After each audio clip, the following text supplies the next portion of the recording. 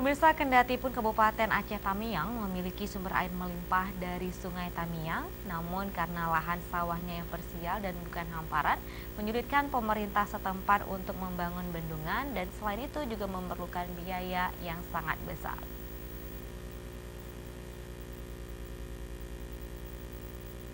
Berdasarkan luas lahan pertanian Aceh Tamiang, khususnya luas baku sawah 16.488 hektar, namun sebagian besar merupakan lahan sawah tak ada hujan dan belum memiliki irigasi. Padahal memiliki sumber air melimpah dari Sungai Tamiang. Karena lahan sawahnya parsial bukan hamparan, pemerintah daerah setempat sulit untuk membangun bendungan, selain itu juga memerlukan biaya yang sangat besar. Pemerintah Aceh Tamiang berharap kepada pemerintah pusat memberikan dukungan baik dana ataupun fisik untuk pembuatan bendungan, waduk, embun, serta penyediaan sumur pancang dalam jumlah cukup. Staf ahli Menteri Pertanian Mukti Sarjono menyebutkan walaupun Aceh Tamiang bukan daerah sentral produksi padi, namun kontribusinya untuk mendukung swasembada pangan di Aceh.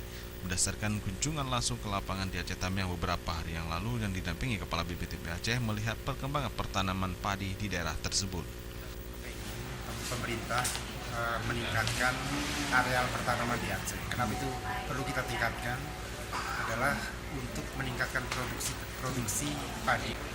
Jadi yang biasanya misalnya kita hanya nanam setahun mungkin satu kali, kita dorong agar sawah yang kita punya bisa nanam 1,5 kali atau mungkin 2 kali, mungkin lebih dari itu.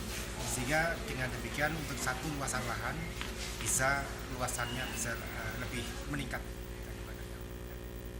Mukti Sarjono menambahkan pemerintah khususnya Kementerian Pertanian menginginkan Aceh meningkatkan area pertanaman padi dalam rangka meningkatkan produksi padi, khususnya untuk lokasi lahan sawah tak ada hujan yang biasanya hanya bisa dilakukan tanam setahun sekali, sehingga mendorong petani untuk bisa menanam hingga 2 kali yang akan berdampak juga dengan meningkatkan luas lahan tanam. Tim Liputan Aceh TV.